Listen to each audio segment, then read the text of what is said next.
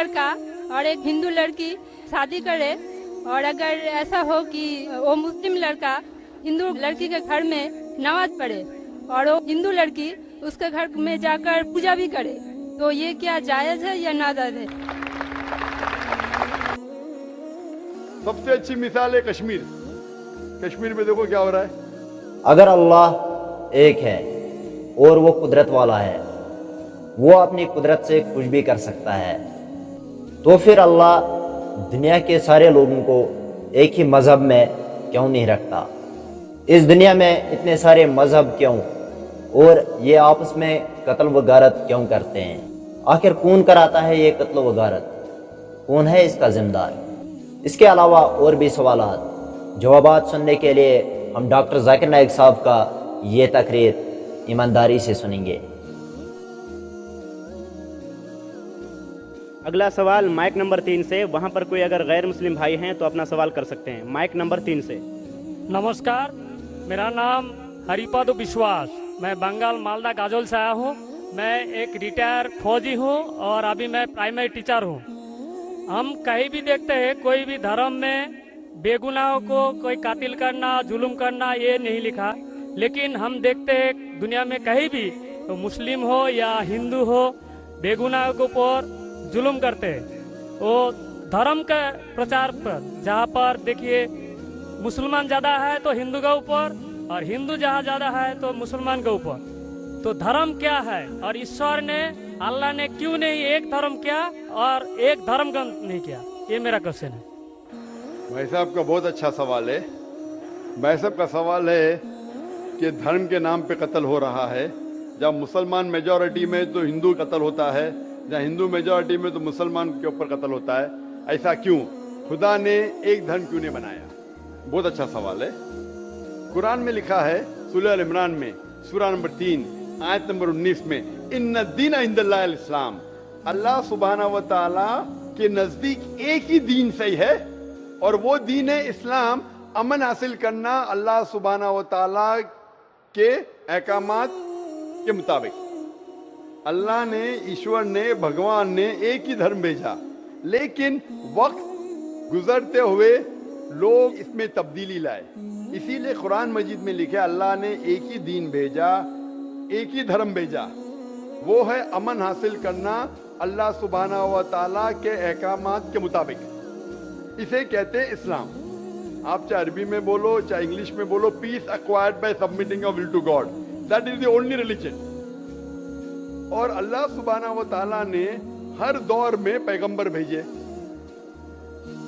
लेकिन जितने भी पैगंबर आए थे वो सिर्फ अपने वक्त के लिए महदूद थे और अपने लोगों के लिए थे। और जब भी पैगंबर भेजे, जब भी किताब नाजिल हुई, लोगों ने किताब को बदला और उसमें तब्दीली लाए और एक नया मजहब पैदा हो गया, एक नया दीन पैदा हो गया। तो अल्लाह ने एक नई किताब भेजी, नया पैगंबर भेजा, लोगों ने उसके ऊपर अमल किया।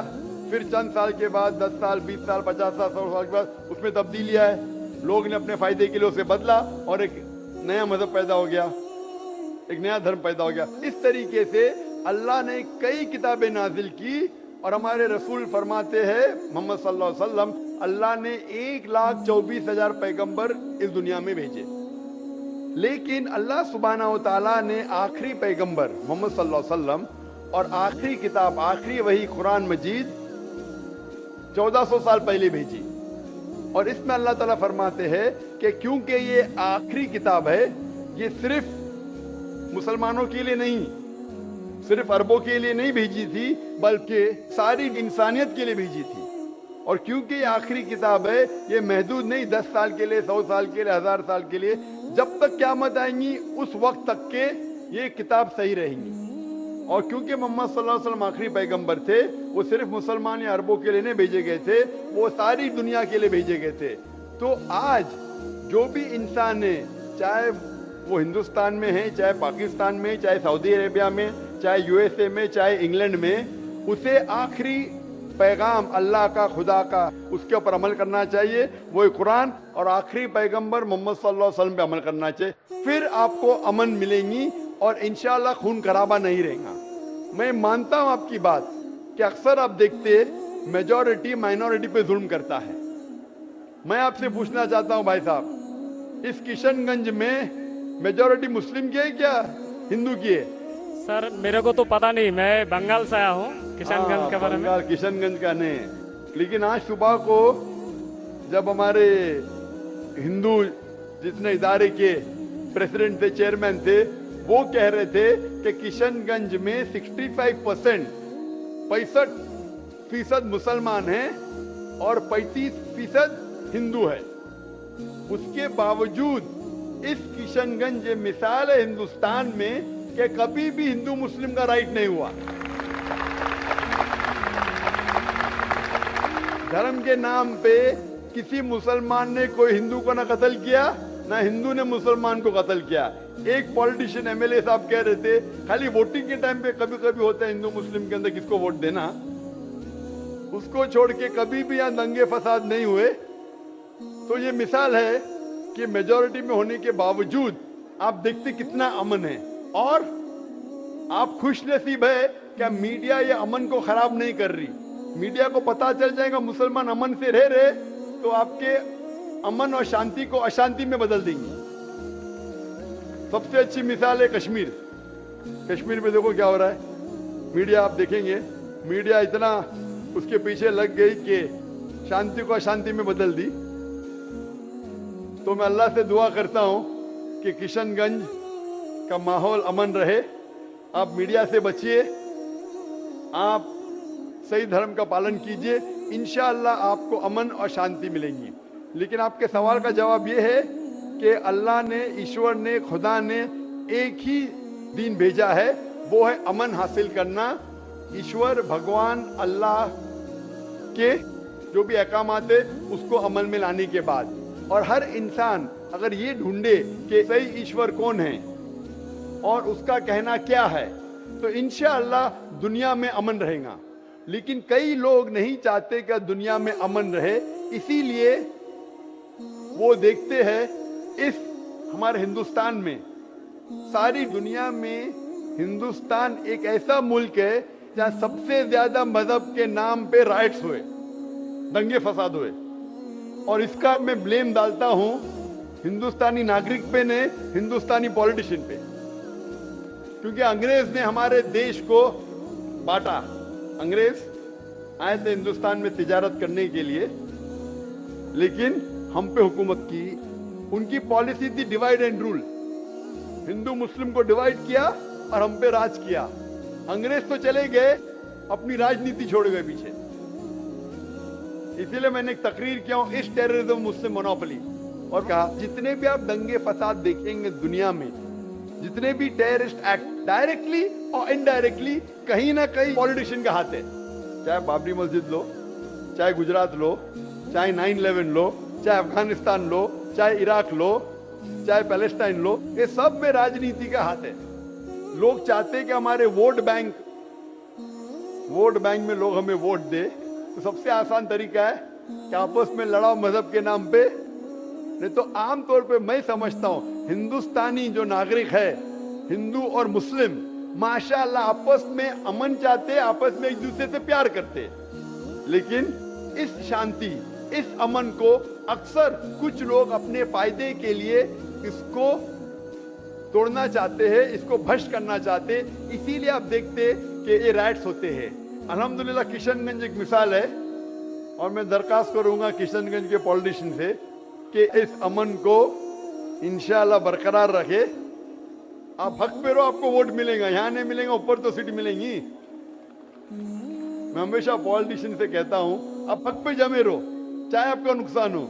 यहाँ सीट नहीं मिलेंगी, ऊपर तो मिलेंगी। ये सीट तो टेम्परेरी है, ये सीट आपकी दुनिया की टेम्परेरी है। कितने साल जिएंगे आप?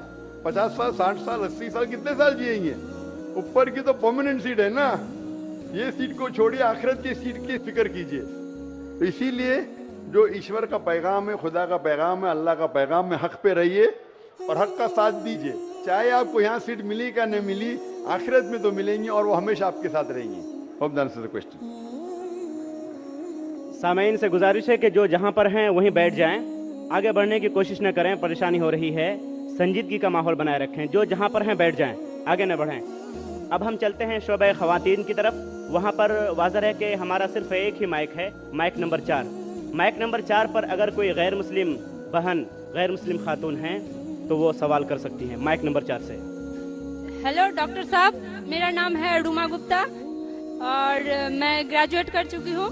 मेरा सवाल है कि अगर एक मुस्लिम लड़का और एक हिंदू लड़की शादी करे और अगर ऐसा हो कि वो मुस्लिम लड़का हिंदू लड़की के घर में नमाज पढ़े और वो हिंदू लड़की उसके घर में जाकर पूजा भी करे, तो ये क्या जायज़ है या नाजायज़ है?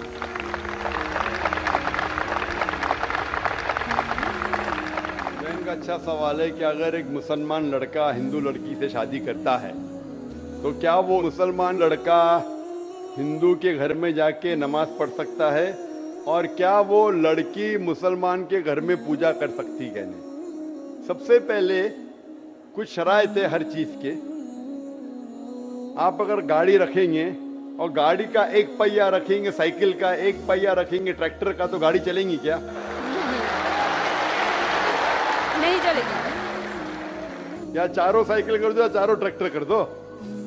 इसीलिए कुरान की आयत है सूरह बकरा की सूरा नंबर 2 आयत नंबर 221 में अल्लाह ताला फरमाते हैं कि आप मुशरिका से शादी नहीं कर सकते जब तक वो ईमान न लाए. मतलब जो गैर मुस्लिम है और शिर्क कर रही है उससे आप शादी नहीं कर सकते जब तक वो ईमान ना लाए. और एक ईमान लाने वाली औरत चाहे कितनी भी बदसूरत हो वो एक मुशरिका से बेहतर है. और आगे आयत कहती है कि लड़कियां मुशरिक लड़के से शादी नहीं कर सकती जब तक वो ईमान ना लाए.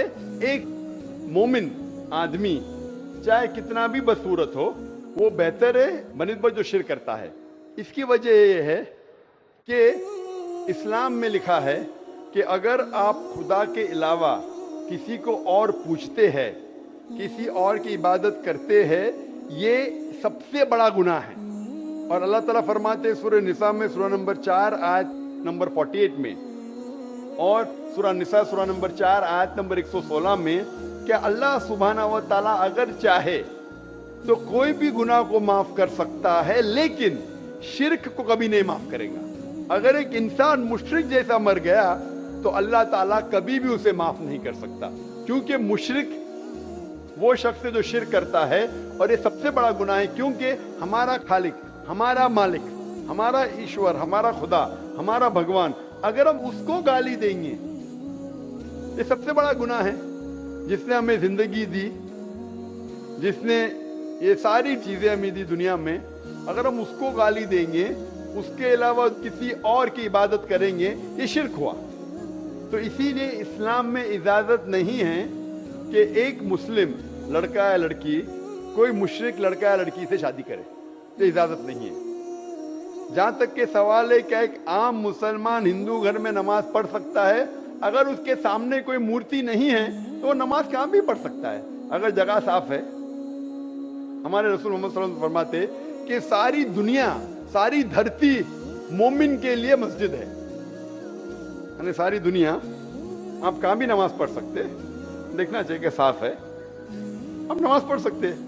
तो ये आप जाके अगर हिंदू का घर में जाते हैं और वह साफ है, कोई मूर्ति आगे नहीं है, तो नमाज पढ़ने में कोई हर्ज नहीं है. जरूरी नहीं है कि आपको शादी करना चाहिए फिर आप नमाज पढ़ सकते.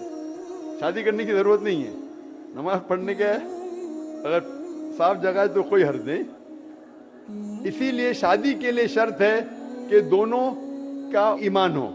और अगर आप हिंदू मजहब पढ़ेंगे तो हिंदू मजहबी किताब में भी यही लिखा है जो मैंने पहले पेश किया, पहला जो सवाल था भाई साहब का, और मैंने कहा कि हिंदू मजहब में भी यही लिखा है, ना तस्य प्रतिमास्ति, उस ईश्वर, उस भगवान, उस खुदा का कोई अक्स नहीं, कोई मूर्ति नहीं, कोई फोटोग्राफ नहीं, कोई पेंटिंग नहीं, कोई पोर्ट्रेट नहीं, कोई आइडल नहीं, कोई स्टैचू नहीं.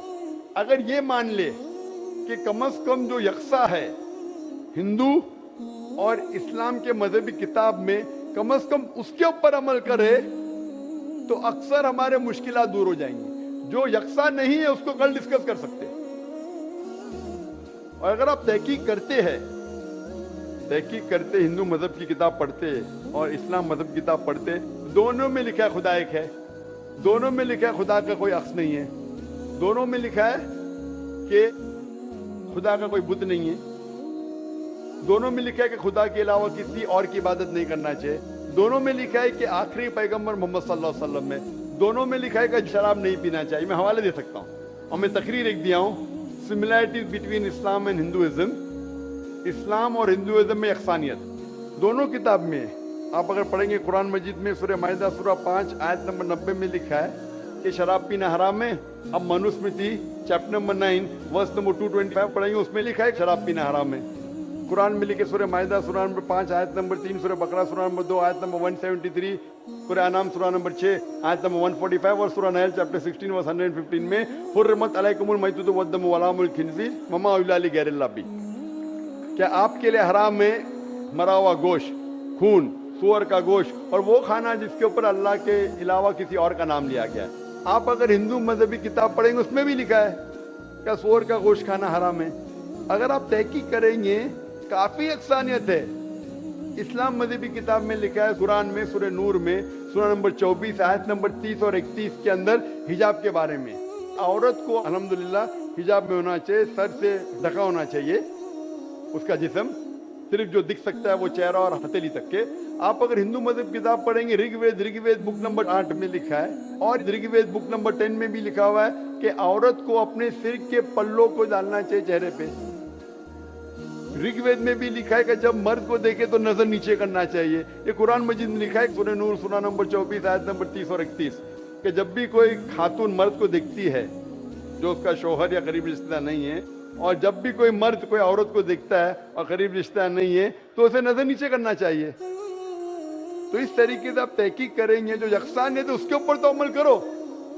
तो यकसानियत हिंदू और इस्लाम मजहब में जो मजहबी किताब में लिखा है, लेकिन अफसोस की बात है कि मजहब के ठेकेदार ये चीज का जिक्र ही नहीं करते। क्यों? इसीलिए मैं हवाले देता हूँ।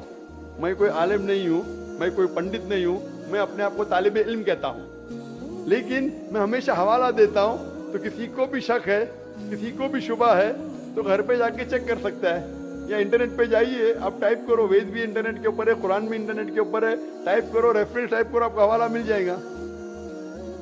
तो इसीलिए गाड़ी चलने के लिए दोनों का जो रूल्स एंड रेगुलेशन है वही होना चाहिए। इसीलिए दोनों लोग मोमिन होना जरूरी है। Hope that answers the question. अब हम सवाल करने का मौका देते हैं। कैसा लगा आपको डॉक्टर जाकिर नाइक साहब के ये जवाब सुन के? मुझे तो अच्छा लगा, आप लोगों को भी अच्छा लगा होगा। आप अपनी राय को कमेंट बॉक्स में डाल देना। और बाकी रही मेरी बात, मैं हूं रईस और आप देख रहे थे मेरा यूट्यूब चैनल इस्लाम ATV कश्मीर ऑफिशियल। चैनल को ज़रूर सब्सक्राइब करके जाना, बेल के आइकन को भी प्रेस करके जाना। बाकी अस्सलाम वालेकुम रहमतुल्लाहि व बरकातहू।